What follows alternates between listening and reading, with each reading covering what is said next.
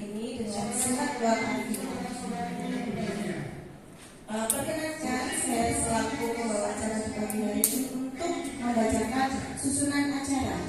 Yang pertama adalah pembukaan, yang kedua sambutan kepala sekolah, yang ketiga acara inti, yang keempat ada sesi tanya jawab, kemudian yang kelima adalah penutup.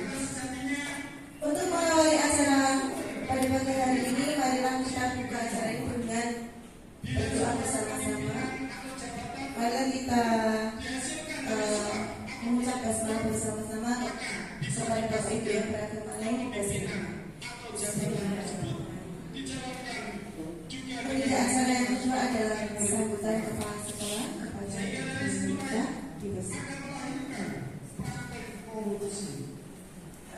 Oleh sebab itu, bila kita cinta dengan negeri. Assalamualaikum warahmatullahi wabarakatuh.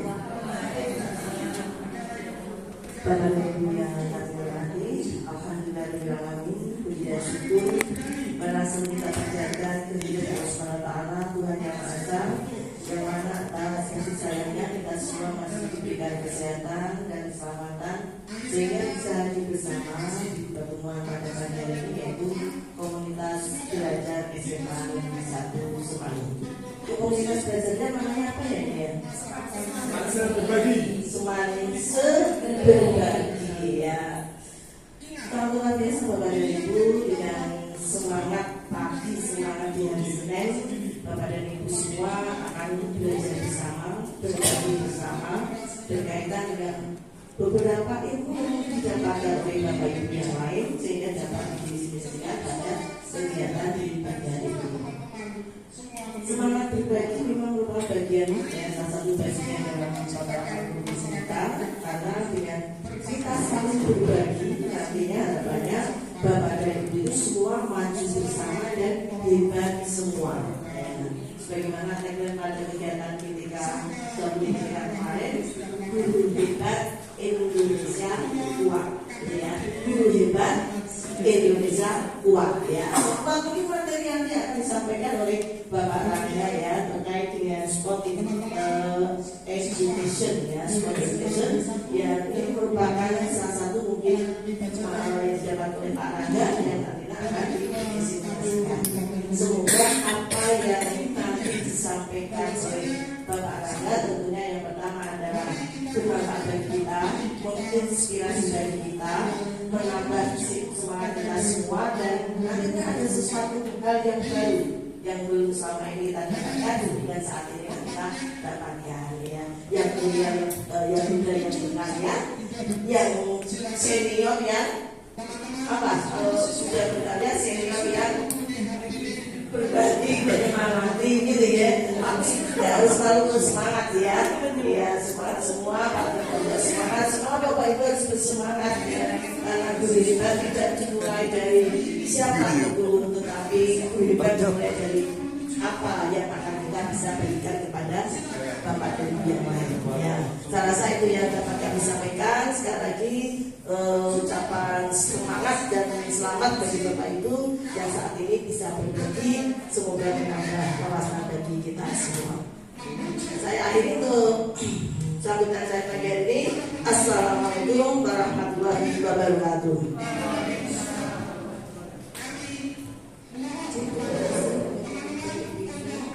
Kemudian acara selanjutnya adalah acara inti. Acara inti kita adalah pemaparan materi dari Bapak Ian Rangga Arjuna SPD. Kepada Bapak kalian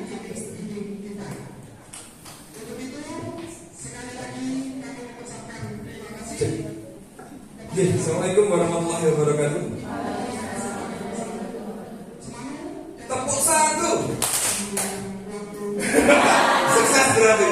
Memang sudah mirip. Ini mencuri lima kemarin saya. Tepuk orang. Oh lagi siap. Tepuk satu. Tepuk dua. Tepuk satu. Satu. Gak ada tepuknya.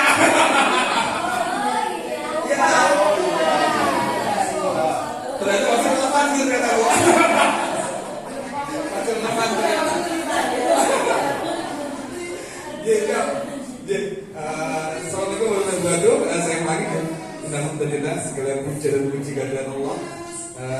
alhamdulillah kita diberi kesehatan, kesempatan sehingga masih dapat berkumpul bertemu pada pagi hari ini dalam rangka pengimbasan di sport education. Sebenarnya ini bukan lebih ke arah kita diskusi, karena ini tugas saya ini judulnya rencana lanjut Bapak Ibu. Jadi ini harapan saya nanti memang benar-benar akan saya coba laksanakan di sekolah kita. Makanya saya perlu, dan tugasnya ini adalah kolaborasi dengan teman-teman guru lainnya, sehingga nanti di akhir saya berharap banyak interaksi ya, banyak tanya jawab. Nanti juga biar untuk melengkapi ini, dan nanti juga agak sedikit merepotkan Bapak Ibu nanti, karena nanti akan minta tolong anak-anak, saya minta konsultasi Bapak Ibu sekalian. Ya, nggak masalah guys ya. Oke, Bapak Ibu sekalian, materi saya yang akan saya sampaikan itu adalah tentang sport education yang kita diskusikan, teman-teman. Jadi sport education itu adalah salah satu model pembelajaran yang khas pada olahraga, di mana anak-anak itu membuat turnamen di dalam kelasnya. Nah, kemudian mereka semua sebagai atlet, mereka sebagai panitianya, dan mereka juga sebagai wasitnya. Jadi mereka berbagi peran, bermain peran mereka. Jadi ketika mereka tidak main, mereka berperan sebagai panitia yang menyelenggarakan seluruh pertandingannya. Kemudian ketika mereka jadi atlet, ya berperan sebagai atlet. Sehingga mereka harus sering ganti baju. Maksudnya ganti baju itu ganti peran, sering ganti peran untuk keadaan itu. Kemudian latar belakangnya apa? Bahwa kita tahu semua Bapak Ibu sekalian bahwa setiap anak itu terlahir hebat ya. Semua anak terlahir hebat. Jadi memang semua itu hebat. Gak ada yang bodoh, gak ada yang gak bisa. Hanya belum ketemu saja sebenarnya apa kehebatan mereka. Mereka hebat di dunia masing-masing. Kita sering lihat tagline ini kan, bahwa ikan itu kurang tepat kalau diukur dengan memanjat. Kemudian monyet, enggak ada yang muda ya. Saya pikirnya sambil jadi teman gitu, tapi ada yang muda nggak berani lah ya, support semua ini. Jadi nggak lucu ini. Sebenarnya kalau ada yang muda itu minta arahin ke yang muda gitu sebenarnya. Tapi nggak berani gitu yang ini. Oh nggak kelihatan, delay. Oke. Jadi ikan, saya lagi ikan ini kan nggak tepat kalau diukur dengan memanjat. Dan sebaliknya monyet juga nggak tepat kalau diukur dengan berenang. Nah, maka perlu model pembelajaran yang dapat mengembangkan setiap kehebatan pada saat ini. Jadi nggak bisa tuh kok. Kalau saya beri pelajaran mereka hanya misalnya sepak bola, nah kasihan yang bakatnya basket atau bakatnya lebih jauh lagi misalnya nari juga. Itu kan di luar olahraga sebenarnya. Nah itu juga harus kita identifikasi. Mungkin bukan wilayah saya untuk mengembangkan, tapi setidaknya saya punya kewajiban untuk mengidentifikasi bakat mereka.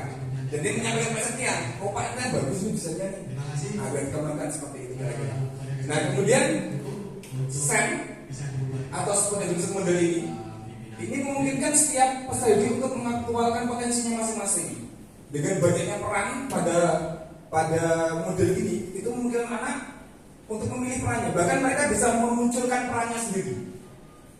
Misal anak-anak di sini pandainya misalnya nari, kan gak ada hubungannya dengan olahraga nih.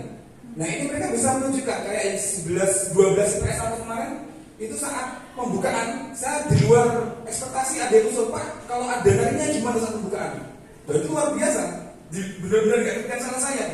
Nah, artinya apa? Mereka bisa memunculkan peran mereka sendiri bahkan.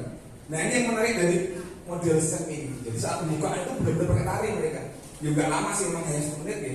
Karena jelasin video saya itu kan dari 30 menit, saya bilang gak usah lama-lama. Nah, maka mereka memunculkan peran mereka sendiri saat itu. Nah, ini adalah menariknya SEM. Nah, kemudian latar belakang kedua adalah, nah ini yang kemarin kita bahas ya, asset based thinking ya, keluar lagi nih. Jadi bagaimana kita menemukan mengenali hal positif di diri kita atau di strategi kita, kemudian itulah jadi pijakan kita untuk berpikirnya. Nah maka kita olah lagi. Nah, yang terdekat di kita ini rasulan. Saya tahu semua di rasulan ini. Dan rasulan itu sangat identik dengan turnamen, gitu. Paling nggak persahabatan gitu kan. Nah maka ini yang coba saya masuki. Maka sport education agak masuk nih kalau kita buat turnamen, karena mereka sudah terbiasa dengan rasulan. Kemudian kita juga punya aset banyak anak-anak kita nggak ekstrakurikuler, baik itu tari, poster, olahraga dan sebagainya. ini juga sangat mendukung dalam sport education. Yang berikutnya, anggota OSIS yang tersebar di banyak kelas, baik itu OSIS, DKOSIS, karena nanti ini mereka jadi panitia, sehingga mereka harus membagi delegasi pekerjaan, distribusi pekerjaan, maka organisasi yang ada pada sekolah ini di setiap kelas ini bisa jadikan agen penggerak setiap kelasnya. Itu yang kita push untuk kelas untuk ngopiak-ngopiak bergerak semuanya, kira-kira seperti itu. Nah kemudian yang terakhir adalah kombel ini, ada guru TIK, nanti saya minta tolong untuk terkait dengan editing videonya, kemudian ada guru bahasa yang nanti untuk karena saat pembukaan itu juga ada sambutan. Jadi kemarin ada yang jadi Pak Camat juga buat sambutan yang dikomplain sama Bu Sri sama Bu Dwi, bukan Pak Camat. Saya komplain berat, bukan saya yang buat, Bu. Dan emang saya nggak ingat, Bu. Saya nggak ingat. Saya panik Bu ya, saya. Dan saya emang nggak ingat itu. Kemudian susulan, ini bisa terkait dengan seremonial. Berikutnya Bapak Ibu sekalian, selain dua hal tadi, latar belakang berikutnya adalah terdapat anomali, Bapak Ibu. Jadi ada yang lucu gitu ya, yang agak aneh gitu. Kita tahu bahwa kita sering ada rasulan, anak sangat dekat dengan turnamen. Bahkan di pertandingan saat final SBO lawan Karangmojo apa ya, yang final futsal itu anak kita tidak nonton Bu, anak semua tidak nonton. Artinya apa? Mereka dekat dengan turnamen. Nah anomalinya, kalau mereka sering nonton turnamen itu kan berarti sangat paham dengan dunia turnamen harusnya. Dan ternyata ketika kita masuki tidak Pak. Ini kan anomali ini. Harusnya kalau mereka sering nonton itu kan iya paham mereka, paling enggak akan in gitu. Nah ternyata enggak. Nah ini kayaknya menarik kalau kita gali seperti itu kira-kira. Yang berikutnya, banyak anak menunjukkan bakatnya, bahkan memamerkan. Anak-anak tiba-tiba ke ruang saya terus main gitar, main drum gitu kan. Banyak. Kemudian tapi lucunya mereka punya grup band. Ini kan lucu, padahal banyak dan gak cuma 1, 2, 3 orang, banyak loh. Nah ini kayaknya perlu kita carikan tempat biar ketemu semuanya. Dan nanti kalau udah ketemu semuanya bisa buat komunitas seperti itu kira-kira. Nah ini latar belakang kenapa saya mengambil sport education. Jadi bisa mengakomodir semua lintas. Jadi udah nggak bicara olahraga top sebenarnya. Karena ada upacara pembukaan tadi. Bahkan di ending itu ada namanya upacara penyerahan piala. Yang di belakangnya nanti boleh ada acara seninya Pak. Jadi kayak setengah penima sebenarnya. Jadi sebelum pertemuan saya tanya ke salah satu boleh nggak Pak kalau di puncak itu nanti kan Rasulullah itu kan setelah upacara penyerahan piala ada dangdutan biasanya. Nah saya tanya ke salah satu boleh nggak Pak nek besok setelah penyerahan piala anak-anak itu kayak tonang misalnya, apa gendrengan gitu kayak gembenan besok pelajaran. Jawab salah boleh. Nah itulah kemudian yang bisa dijadikan untuk cara kita mengidentifikasi bakat dari anak-anak, walaupun bukan olahraga secara langsung seperti itu. Nah makanya juga cuci nanti kombel. Jadi saya kolaborasi dengan Bapak Ibu sekalian, minta bantuan gitu kira-kira ya. Oke, berikutnya tujuan. Tadi sudah kita ketahui bahwa anak hebat semua. Nah kita berharap dengan adanya sport education ini, setiap tadi bisa terfasilitasi keunikannya. Jadi kelebihan mereka bisa terfasilitasi, mereka punya tempat untuk mengaktualisasikan diri. Mereka punya tempat untuk menyalurkan bakatnya. Kadang anak itu kan, kalau kata orang-orang itu kan nakal nggak ada ya nakal dia. Yang ada itu cuma anak kelebihan energi. Kemudian nggak ada tempatnya. Hukum kekekalan energi bahwa energi tidak dapat dimusnahkan, fisika nyampur, tapi bisa salurkan. Nah jadi dengan ada sport education ini salah satu tujuannya adalah bagaimana bisa menyalurkan energi mereka yang berlebihan tadi pada dunia mereka masing-masing. Kemudian prosesalisasi ini adalah bagaimana nanti pekerjaan saat di sport education-nya, saat namanya musimnya apa itu nanti bisa sesuai dengan pengalaman mereka, sesuai keahlian mereka. Nah saya lihat beberapa anak kita itu kan pinter buat main TikTok. Nah nanti pasti saya pastikan mereka akan ambil posisi di seksi dokumentasi aplikasi mesti. Karena mereka nggak merasa beban dengan editing video. Karena itu sehari-hari mereka. Nah itu tujuannya satunya itu personalisasi. Bagaimana anak bekerja dengan keahliannya masing-masing, hasilnya bagus, tapi nggak berat mereka. Karena mereka ada pada tempatnya gitu kira-kira. Nah ini tujuan kedua. Tujuan ketiga identifikasi, diagnosa tadi. Jadi diagnosa minat dulu, keduanya diagnosa bakatnya. Jadi bakat mereka ada di mana kira-kira. Nah ini bisa sangat tidak hanya di olahraga, tapi bisa melebar ke semua mapel. Karena tadi ada upacara pembukaannya, ada penutupan dan selebrasinya, ada perayaannya. Yang keempat, nah ini loss. Ini yang paling penting. Jadi yang salah satu ciri khas dari sport education itu adalah kegembiraan yang hadir dalam diri mereka. Nah ini puncaknya di puncak perayaan tadi. Setelah penyerahan piala, mereka bergembira. Dan harapannya ini nggak hanya di puncak acara, tapi sepanjang perjalanannya itu mereka merasa bahagia. Karena mereka kan memilih sendiri tuh peran mereka apa, dan sesuai keahlian mereka, sesuai dunia mereka tuh. Jadi nggak merasa berat harusnya. Teorinya nih, praktiknya belum tahu kan. Berikutnya harapannya. Jadi tujuan tadi kita betul ke harapan. Nah harapan kita setidaknya ada 10 pilihan peran yang muncul pada sport education ini setidaknya. Minimal ada atlet, ada panitia, kemudian nanti ada sebagai dokumenter, ada publikator, dan seterusnya. Nah kita mentargetkan ada 10 peran setidaknya. Lebih banyak lebih bagus. Semakin banyak pilihan peran yang muncul, maka akan semakin mungkin untuk anak-anak ada pada tempatnya. Nah setidaknya muncul satu kreativitas atau inovasi pada wilayah kerja peran yang dianggap strategis. Misal tadi papan skor belum punya. Nah ada anak mungkin yang bagus di seninya, bisa karya atau apa, mereka bisa buat dari barang bekas misalnya, kardus bekas atau dari plastik bekas atau apa. Nah itu harapan kami ada satu yang seperti itu. Ini untuk untuk target di personalisasi, tujuan personalisasi tadi. Target ketiga adalah identifikasi tadi. Maka harapannya setidaknya terdapat satu peran yang dikuasai secara penuh. 75% dari job description terpenuhi. Jadi nanti pada fase pembentukan panitia itu kan nanti salah satunya pengurus harian membuat job description. Nah harapan kita nanti dari job listnya, daftar kerjanya, uraian kerjanya, ini ada 75% yang terpenuhi. Kalau itu terpenuhi berarti bisa dipastikan anak itu berbakat di bidang itu, di wilayah itu. Nah ini yang coba kita rumuskan. Nanti boleh koreksi kalau salah. Yang terakhir, loss tadi. Jadi dari harapan kita bagian tadi, harapan kami benar-benar antusias di seluruh peran yang mereka ambil, karena mereka ambil sendiri perannya, tidak dipaksakan. Jadi bukan kita yang nunjuk, tapi mereka memilih sendiri di bagian mana. Berikutnya timeline. Saya cari coba terjemahan Indonesianya susah ya. Paling agak mirip garis waktu ini. Tapi ini dia timeline sebenarnya. Jadi Bapak Ibu ada 8 titik pelaksanaan sport education ini. Jadi yang pertama adalah fase persiapan. Fase persiapan ini anak-anak di kelas, kemudian mereka membentuk kepanitiaan, membentuk kelompok, tim dibagi rata. Kalau dia 36 berarti ada sekitar 6 tim. Nah celakanya ada yang cuma 24 atau yang bisa 4 tim. Maka di timeline yang ketiga ini ada 3-5 pertemuan.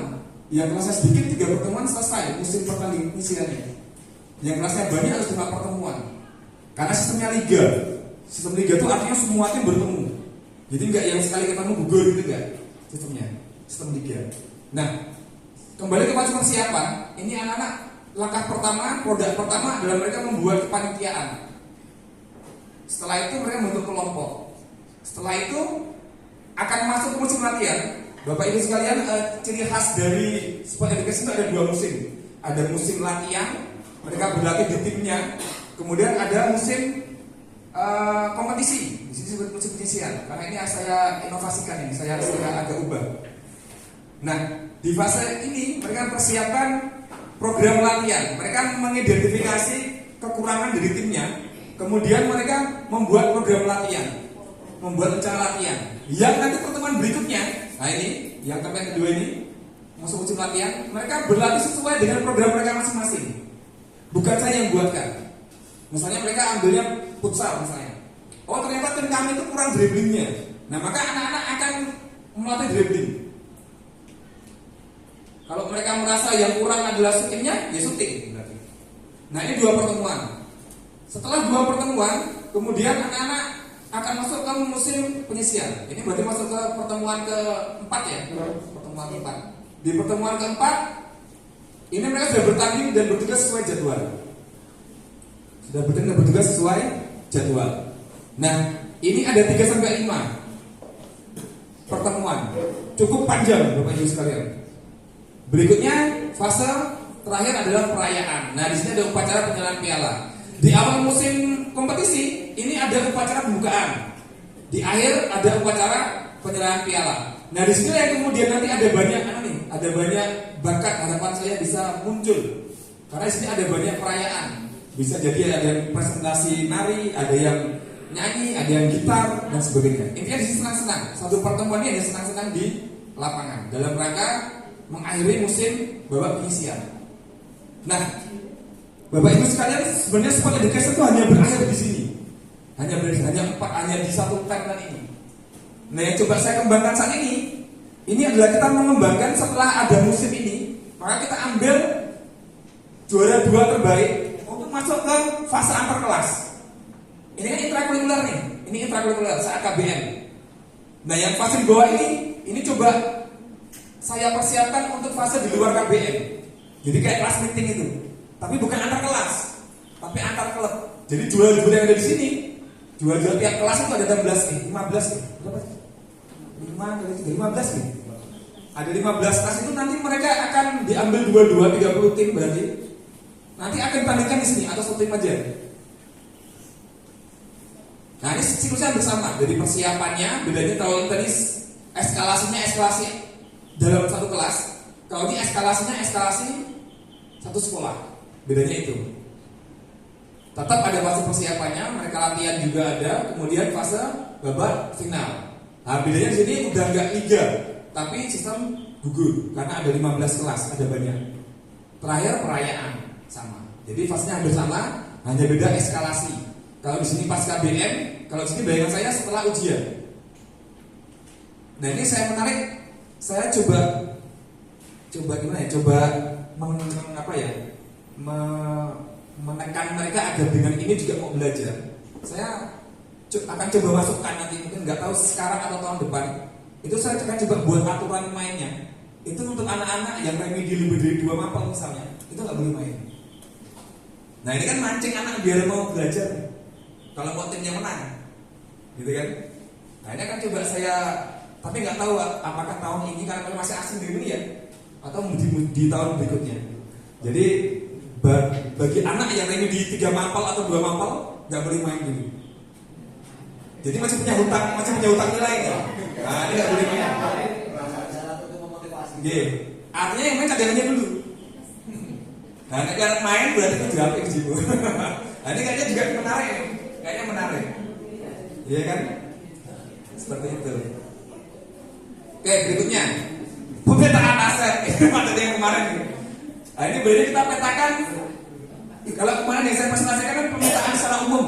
Kalau ini khusus pemetaan untuk kegiatan ini. Yang pertama, Kombel Semana Berbagi. Semanse gitu. Salah ketik. Kombel Semana Berbagi. Asalnya kita punya Kombel ini. Nah, dalam Kombel ini Bapak Ibu guru sekalian saya harus berkolabor.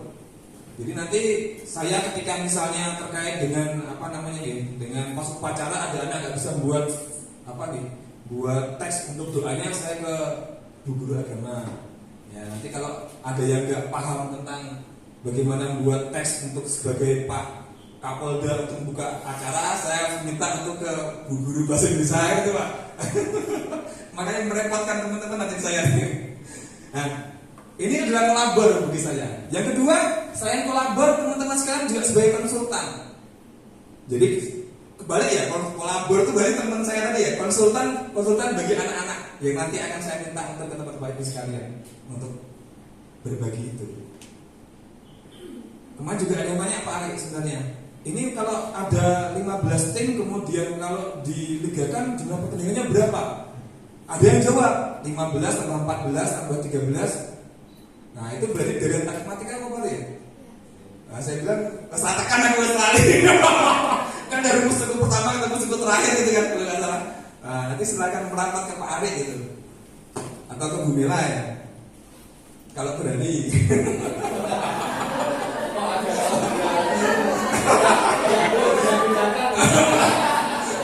Iya, karena kemarin kebetulan ada Pak Azali siapa itu yang diingat Bu Mela. Jadi kalau karena Bu Mela nggak mungkin bisa matematika kata teman saya yang ini juga. Iya. Wow, soalnya kon madem distrap kon madem nang dinding ya. Harus bisa makanya. Ternyata emang ada yang kayak gitu. Ini saksi hidup, ada masih hidup nih orangnya, masih ketemu besarnya. Iya, ternyata anak tuh emang ya unik tadi, ada yang dipukul dia ngedon, ada yang harus dipukul baru bisa bergerak ya. Jadi emang unik setiap anak ini. Berikutnya kita punya lapangan basket. Nah ini emang termasuk yang saya banggakan, Pak. Lapangan basket ini punya space bebas, ruang bebas yang lebih dari standar. Ini bisa saya pamerkan ke Poli juga sebenarnya. Kemarin saat ada tes tes kebugaran itu saya mengusulkan di sini sebenarnya. Saya mengusulkan di sini. Cuman karena jaraknya agak jauh dari kota, jadi agak dipikirkan. Nah saya berada di sini sebenarnya. Minimal kalau di sini saya hafal. Boleh sound nengdi, boleh kon nengdi gitu kan.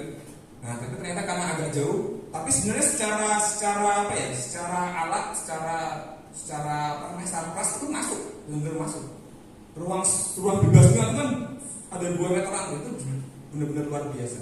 Maka saya termasuk bangga dengan lapangan basket kita ini. Ya serius. Iya. Apalagi gabung dengan lapangan di sana kita kan makin luas lagi. Jadi memang ruang publiknya luar biasa. Kita cuma kalah dengan SMA Playan mungkin ya. SMA Playan itu kan memang agak ekstrim gitu, benar-benar. Iya. Tangannya kan benar-benar kan. Tapi kalau di skala lain saya rasa berani bertarung kita, berani diduelkan lah. Berikutnya, aset ketiga adalah seluruh sisi sudut dari sekolah ini. Jadi ketika masuk fase yang pertama tadi, fase yang ini persiapan. Ini kan anak membuat persiapan tentang apa yang akan mereka buat, baik sebagai tim ataupun sebagai panitia. Nah dalam posisi itu anak-anak kita bebaskan nih, mau kemanapun, ke kantin boleh, ke gazebo boleh. Kalau butuh internet mungkin ke lab boleh, mungkin ya, tapi belum ada kemarin karena mereka ada punya gadget masing-masing kan. Hanya memang komplainnya, Pak, karena agak sulit basicnya katanya, agak lambat. Tapi secara alat mereka ada punya masing-masing. Dan sehingga ini ruang yang luas ini sangat membantu kita untuk anak-anak bisa fresh dan tempat yang nyaman. Hanya tinggal kita beri waktu saja. Oke, hari ini targetnya selesai 1 job, 2 job. Dalam waktu 15 menit silakan bisa jam sekian kita ketemu lagi di kelas. Nah itu sangat membantu. Anak juga bisa nyaman dari tempatnya dan seterusnya. Yang keempat adalah speaker aktif. Nanti teman-teman bisa bantu kalau ada aset lain yang bisa saya manfaatkan untuk speaker education, nanti kita tambahkan. Berikutnya, rencana evaluasi. Jadi kita ada 3 evaluasi. Yang pertama evaluasi proses, kemudian evaluasi produk, kemudian evaluasi hasil belajar. Ini yang kemarin kecelakaan kan? Dan itu lucunya kecelakaannya nggak jatuh, Mbak Yasin tadi. Jadi saya merasa tidak ada kecelakaan, tapi tiba-tiba tangannya sakit dan harus dioperasi. Jadi cuma tabrakan antara solder sama yang jaga ke depan, ada yang mungkin. Nah itu cuma ada anak mau masuk ke tengah sini kan, ini ngejar, tabrakan badan. Enggak yang tabrakan badan terus jatuh, tangannya nyangga, enggak. Iya benar cuma tabrakan badan sama badan gitu, terus tangannya gimana nggak tahu. Nah itu emang agak aneh juga kok bisa seperti itu. Kalau kabarnya nggak ada, belum ada riwayat. Tingkat katanya nggak ada riwayat. Kayak katanya ya. Makanya saya juga heran kok, ini gimana loh anak saya ini. Apa beda gitu kan produk? Ya kayak motor kan, motor dulu sama sekarang beda mungkin. Dia pakai motor zaman dulu itu saya kan beda. Gerak dia. Oke. Jadi kita punya 3 evaluasi Pak itu, evaluasi proses atau kita sebut dengan asesmen formatif gitu, kalau nggak salah. Nah ini kita observasi langsung selama pembelajaran. Jadi pas mereka ada di kelas di lapangan kita observasi langsung, kita catat langsung. Ada kejadian menarik apa, kita catat namanya siapa, kejadiannya apa. Positif kita beri nilai positif, negatif kita negatif. Ini asesmen proses. Kemudian kita juga bisa melihat dari laporan pertandingan. Jadi produk itu ada 2 Pak Ibu, ada laporan pertandingan, itu yang catatan pertandingan setiap pertandingannya, yang gol siapa, pelanggaran siapa. Ada catatan, ada laporan kegiatan. Nah itu yang akhir, juaranya siapa, skornya berapa setiap pertandingan, itu di situ. Nah untuk evaluasi proses itu bisa kita ambil pada laporan pertandingan. Itu bisa kita cek di situ. Jadi ada dua instrumen untuk kita bisa menilai secara proses. Yang pertama observasi mata langsung, kita melihat langsung. Yang kedua kita ambil data dari kertas laporan pertandingan. Berikutnya ada evaluasi produk. Nah ini guru dan menilai pada kualitas program latihannya, kemudian laporan pertandingannya, papan skor, dan produk yang mereka buat ketika menjadi panitia itu. Yang ketiga adalah laporan secara umumnya, laporan akhirnya yang secara kelas. Jadi Bapak Ibu mereka punya 3 nilai besok. Ada nilai individu, ada nilai kelompok, ada nilai kelas. Nilai kelas sama semua berarti kalau bagus semua tidak semua. Anak-anak protes tuh, Pak nggak adil dong, masa ya nggak kerja juga nilai bagus? Iya, karena nilai kelas. Tapi menjadi adil karena dia juga punya nilai individu. Jadi ketika dia nggak mengambil bola, itu nilai individunya yang turun. Kalau sampai bola jauh sama sekali nggak ada yang ngambilkan, nah itu kan berarti timnya jelek. Maka nilai kelasnya nggak turun. Seperti itu. Nah maka di situ mereka dituntut untuk kerjasama, tanggung jawab dan sebagainya.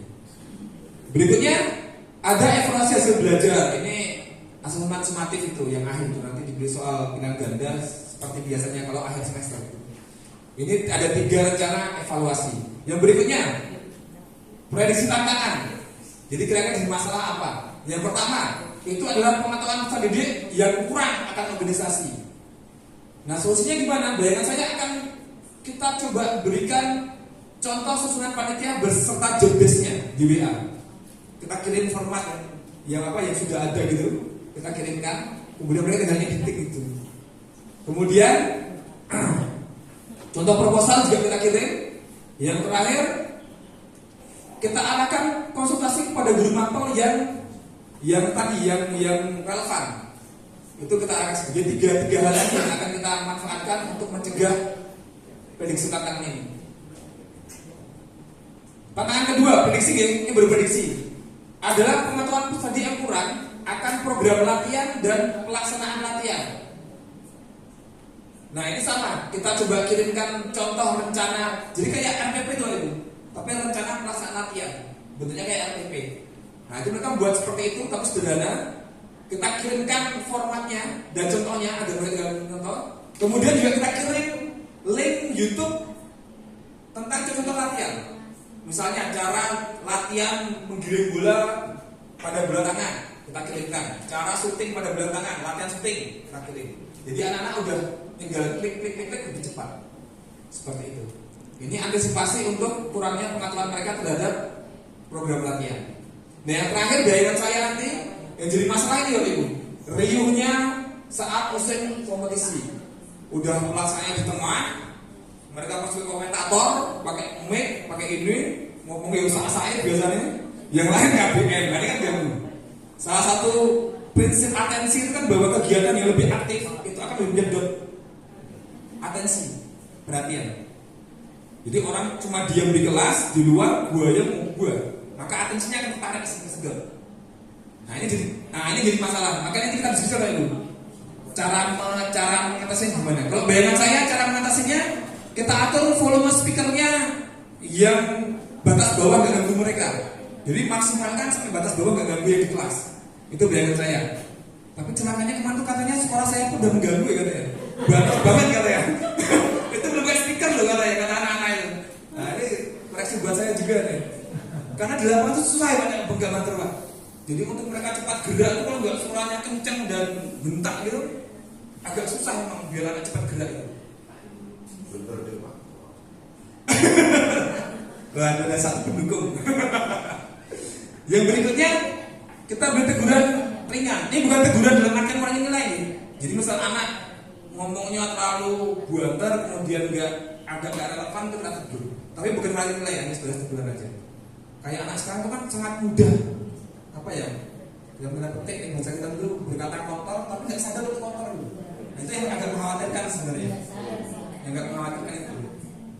Anak saya masih yang laki-laki dulu yang masih kelas SD. Itu tiba-tiba pas gue jipot air minum gitu utang, tiba-tiba teriak anjir, boleh boleh. Karena nggak tahu memang dia apa itu. Iya, ini bahaya. Padahal YouTube ini saya kasih filter juga padahal. Nah ini memang harus bersama kita ini. Kalau saat pertandingan KBM itu biasa saya kasih penalti oleh ibu. Jadi ketika mereka main entah itu voli atau sepak bola gitu, ketika mereka berkata kotor langsung penalti. Berkata kotor langsung poin buat tim sebelah biasanya. Nah ini nanti coba kita biasakan. Makanya memang pembiasaan itu penting. Makanya kalau kurikulum merdeka, mohon maaf kurang saya agak setuju. Kalau kemudian nggak boleh ada hukuman itu susah banget kan. Mereka harus merdeka bahwa nggak boleh misuk keluarnya lah. Termasuk sholat itu kan katanya nggak boleh dipaksa. Kalau mereka belum mau sholat ya berarti memang mereka belum merdeka. Jadi nggak boleh dipaksa untuk masjid. Boleh bubar goreng. Ini salah satu kritik nih. Tapi di taat memimpin lah kita ikut aturan mainnya. Selesai ternyata.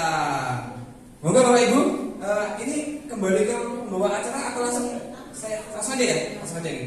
Bapak Ibu sekalian, seperti yang saya sampaikan tadi bahwa ini adalah rencana yang akan saya praktekkan benar-benar. Jadi aksi nyata yang benar-benar saya nyatakan tuh, nggak cuma sekedar memenuhi tugas.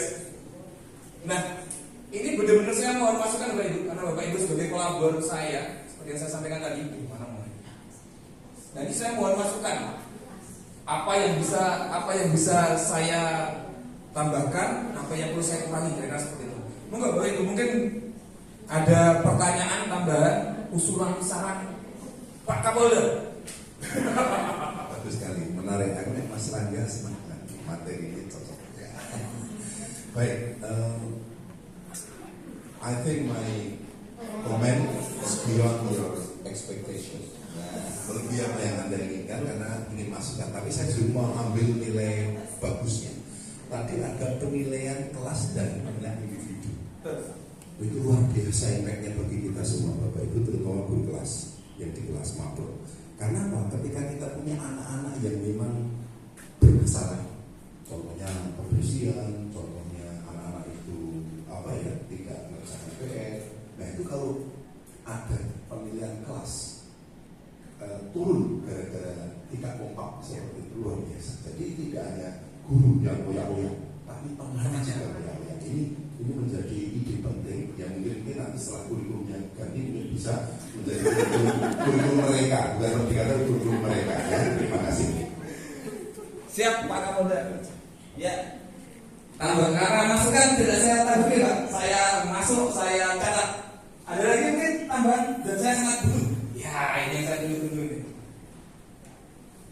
Terima kasih Pak Randa. Jadi tadi saya sudah Bu Evi itu sedikit bercanda itu kan tadi ada Pak Randa, kalau anak sampai ada yang revisi 2 atau 3 materi pelajaran yang baik, maka tidak ikut kompetisi. Nah padahal biasanya anak-anak yang hebat di bidang olahraga itu mereka kurang pedulinya kurang. Nah itu mungkin perlu dikoreksi juga.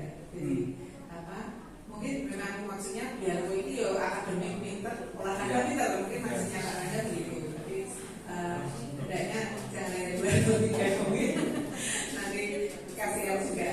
Itu ada saya pertanyaan masukan saya. Berarti poinnya tetap ada pembatasan, oke. Hanya bobotnya Bu ya, tinggal dulu gitu ya. Tinggal dulu. Boleh, nggak boleh kok kalau dia 10 gitu ya. Siap. Kami rambut dulu. Jadi emang itu baru ide. Jadi baru ide. Kayaknya asik kalau anak kita tekan dari dunia mereka gitu. Dari dunia mereka. Nah kita coba pelan-pelan. Makanya saya sampai hari ini apakah kita terapkan sekarang atau tahun depan gitu kan? Karena saya juga masih meraba-raba tadi. Tapi positif juga nih Pak. Biar mereka itu orang yang pinter olahraga juga pinter yang Iya. Betul. Iya. Jadi saya khawatirnya anak-anak ini karena saya basicnya di KKU. Jadi KKU itu kan cenderung karena pagi siang sore saya balik kan dengan dunia olahraganya. Jadi mereka kesannya kayak meremehkan mapel itu ya. Walaupun sebenarnya nggak meremehkan juga. Jadi mereka karena emang sudah habis waktunya di sana. Jadi emang udah keselnya kono, waktunya udah nggak dapat, kemudian membaliknya susah. Tapi kan itu nggak bisa itu.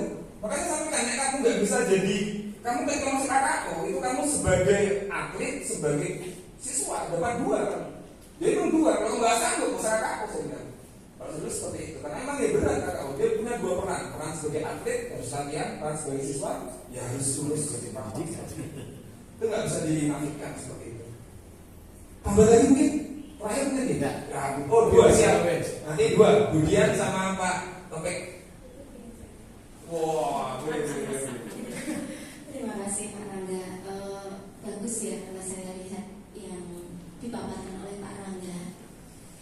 Gini Pak, kalau saya hanya ingin sedikit sharing sama menggarisbawahi tentang yang tadi disebutkan Bu Yanti dan yang Pak Rangga tadi.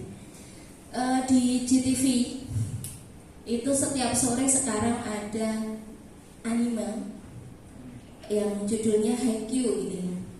Haikyuu itu terkait dengan anak-anak yang senang sekali dengan bola voli. Jadi di situ memang ada turnamen bola voli antar SMA, yang mana itu di sana memang Jepang ya, memang pokoknya ada semangat harus menjadi tim inti lah, kemudian ada kompetisi antar sekolah dan sebagainya. Dan di satu sesi itu ada yang dimana mereka mau tandang kejuaraan ke Tokyo gitu. Nah, tapi dari sekolah itu memberikan catatan, kamu boleh dengan catatan nilainya semuanya baik. Oh, persis. Nah, ternyata ada 2 anak yang masih kelas 1 di situ, nilainya itu padahal mereka itu menjadi bintangnya di tim itu, tetapi nilainya hanya 2 digit, 21, 28 gitu. Nah, akhirnya mereka tidak diperbolehkan untuk ikut ke Tokyo di mata pelajaran bahasa Inggris waktu itu ya. Nggak boleh diperbolehkan ikut, padahal senternya mereka berdua, yang satu spiker, yang satunya toser. Nah itu terus dan mereka diperbolehkan sama gurunya dengan catatan harus mengikuti pelajaran tambahan dulu. Nah mungkin ini bagus untuk nanti kedepannya efeknya anak-anak, supaya kalau mereka jadi atlet, kan mungkin dari sekian banyak pasti tujuan ada yang kepingin jadi atlet toh Pak. Tidak hanya aku main-main gitu. Nah itu mungkin nanti bisa memacu semangat, kalau saya atlet ya saya harus bagus di akademik juga. Mungkin itu yang pertama. Yang kedua, ini tentang garis waktu. Saya tadi ngobrol sama Bu Lucy, ini mau diberi masukan Bu Lucy sendiri oleh saya. Nah kata ini bagus, tetapi mungkin alangkah baiknya ini diterapkan nanti di tahun ajaran baru, karena supaya dari satu pertemuan sampai ke ini perayaan final itu betul-betul utuh. Kemudian mereka juga mempersiapkannya betul-betul baik gitu. Itu saja. Terima kasih. Siap Budian. Ya, jadi ada 2 masukan. Yang pertama tadi oke, bagus, karena emang kita ini kan punya syarat minimal ini. Kalau saya menyampaikan ke kakak itu, kamu tuh mau juara nasional, naik ke randu biji rapot, nggak lulus, nggak bisa daftar polisi, gitu Pak. Kan nggak punya jasa. Jadi kunci masuk itu nggak ada. Nah maka nggak harus pinter, tapi harus lulus.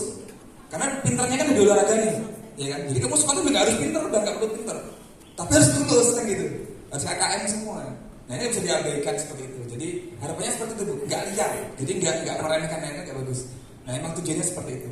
Kemudian untuk garis waktunya betul, nanti kita mainkan di semester berikutnya agar lebih utuh gitu ya, seperti itu. Gitu.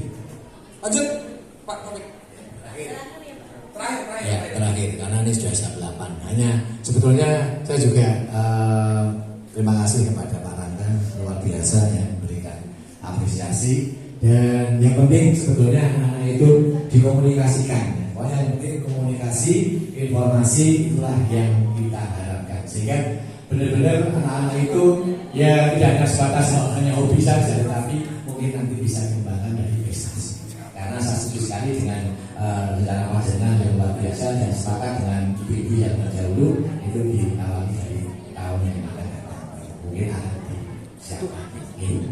Dan jelas komunikasi itu yang perlu disosialisasikan kepada anak-anak semuanya. Ya, jadi di samping kamu itu berbicara pintar dalam sebagai atlet, tetapi apa yang menjadi kewajiban kalian sebagai siswa itu juga dilaksanakan. Terima kasih, selamat, sukses pada anda bertanya. Terima kasih Pak Topik. Oke, dengan berakhir Pak Topik maka berakhir selesai jawab. Sebelum saya kembalikan ke Bu Suwera, kata Bu Deputi ya. Bu Nela, Bu Nela yang bahasa yang matematika. Sebelum saya ini tepuk satu.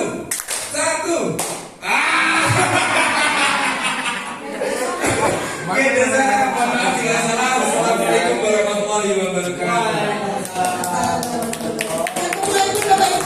Pak Randa yang selalu full energinya. Baik, karena aku sudah jam 8 lebih. Kita masuk ke acara yang terakhir yaitu penutup. Baik, Bapak Ibu, marilah kita tutup acara pada pagi hari ini dengan berdoa mengucapkan dan bersama-sama. Alhamdulillah. Tadi habis tinggal jerami. Makan dulu deh sampai bersih. Rupanya acara kita sampai di sini cukup sekian dan terima kasih.